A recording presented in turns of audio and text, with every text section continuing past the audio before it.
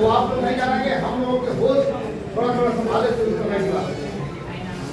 15 अगस्त 1942 को जब हमारे क्षेत्र के लोगों ने दसों हजार की संख्या में जब थाने पर पहुंचते हैं, थाने का घेराव करने के लिए, और लोगों की योजना थी कि आज हम लोग कलेक्टर नीलगेट को यहाँ मार दें और मधुबन थाने को और आजमगढ़ जिले को आजाद करा दें। लक्ष्य यही था कि जब कलेक्टर मारा जाएगा तो आजमगढ़ जिला घोषित हो जाएगा, क्योंकि बलिया 24 घंटा पहले आज़ादी से आज़ाद हुआ था।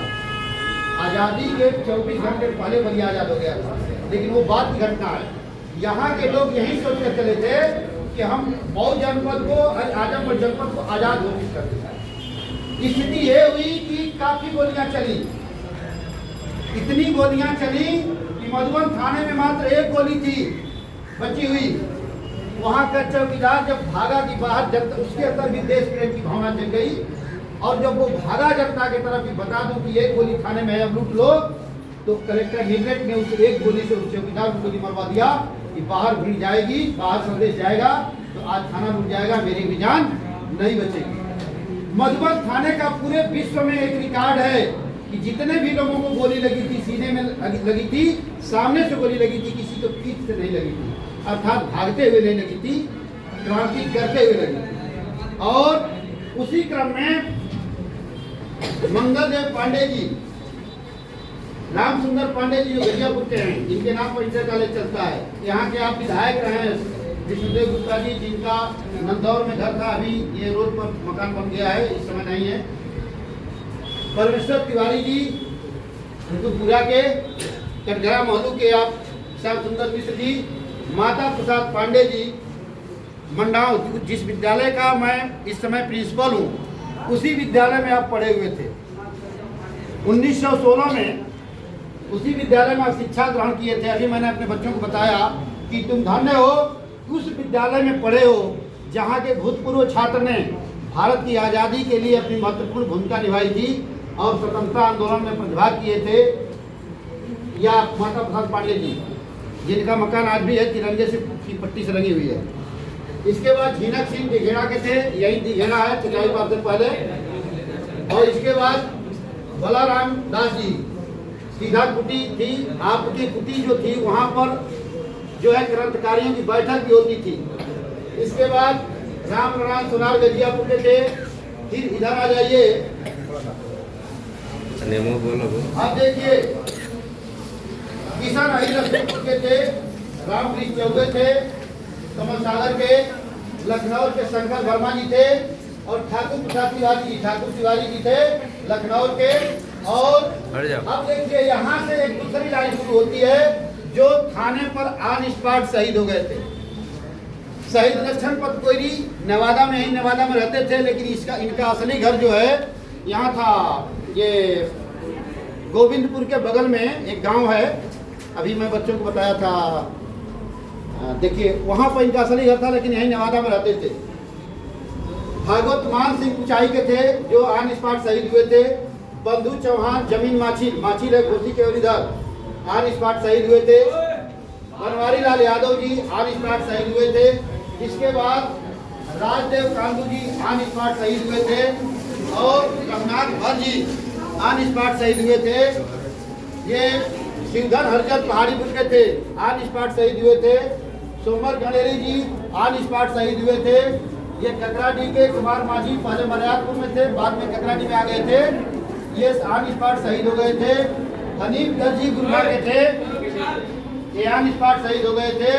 इसके बाद मुन्नी कुंवर तिघरा के थे, ऑन स्पॉट शहीद हुए थे। रमापति तिवारी जी ऑन स्पॉट शहीद हो गए थे। राम नक्षत्र पांडे जी, सुनिए, जो ऑन स्पॉट शहीद हुए थे, सुनिए, राम नक्षत्र पांडे के घर जब अंग्रेजों की फौज पहुंची थी, बात नहीं सुन लीजिए, अरे बोले ना नहीं, एक मिनट, आवाज आ रही ना।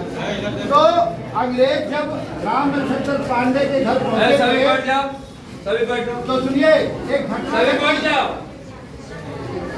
फर्क तो है, कोई कचरा थोड़े है, बैठो। तो आजादी के दीवाने के ऊपर अंग्रेज इतनी क्रूरता से पेश आते थे, ये इनको माने कि अंग्रेजों की एक राइफल थी, बंदूक थी, जो इनके नेतृत्व में छिपाई गई थी, और ये शहीद ऑन स्पॉट हो गए थे। इनके घर पर जब पुलिस पहुंची, अंग्रेज पहुंचे, तो इनके घर जब कोई नहीं मिला तो पूरा तहस नहस करने के बाद एक परात पीतल की मिली थी। आप परात जानते होंगे, जो गांव देहात से जुड़े होंगे, पीतल की एक आती थी, अब तो गांव देहात में थार आ रहा है। पीतल की परात आती थी, उस परात को टांग करके अंग्रेजों ने और उस पर इतनी गोलियां चलाई थी, इतना छेद हो गया था एक दहशत फैलाने के लिए। इसके बाद भगवान प्रसाद मिश्र जी का नाम आता है और उधर जो है रामविलास पांडे जी का।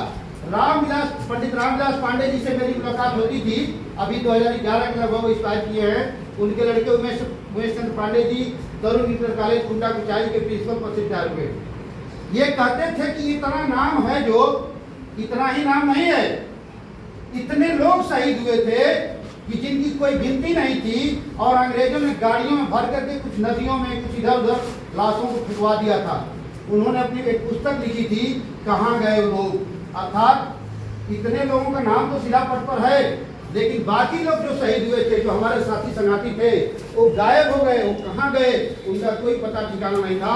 और उनके प्रति, उनको याद करते हुए आप लोगों के समक्ष मैं आज और आपके प्रबंधक जी के साथ हम उनको विनम्र श्रद्धांजलि अर्पित करते हैं, नमन करते हैं, वंदन करते हैं कि ऐसे लोग जिनका नाम पता हम लोगों को नहीं मालूम है, इन लोगों को नहीं मालूम है कि वो लोग कहाँ गए, ऐसे लोग आज़ादी के लिए, अपने देश के लिए शहीद हो गए।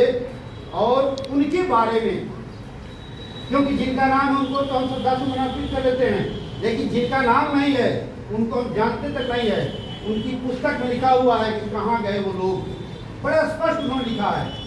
उनकी पुस्तक प्रकाशित है, क्योंकि पंडित रामविलास पांडे जी की उनसे बातें होती थी, कहे कि दसों हजार से ऊपर की संख्या थी मधुबन थाने घेराव में, लेकिन जितने लोग शहीद हुए, इतनी गोली चली थी कि जिसकी कोई गिनती नहीं थी। जो लोग पहचान लिए गए वो पहचान लिए गए, जो नहीं पहचाने गए, दूर दूर से लोग आए थे, उनको अनजान स्थलों पर दफना दिया गया, नदियों में फेंक दिया गया, उनका कोई पता ठिकाना नहीं था। तो ये हमारे मधुबन का 15 अगस्त 1942 का इतिहास है। इसको आप जानिए और अपने घर के लोगों को बताइए, आने वाली भविष्य में जो पीढ़ी है उनको बताइए कि हमारे क्षेत्र का इतिहास क्या रहा है। और जरूरत पड़े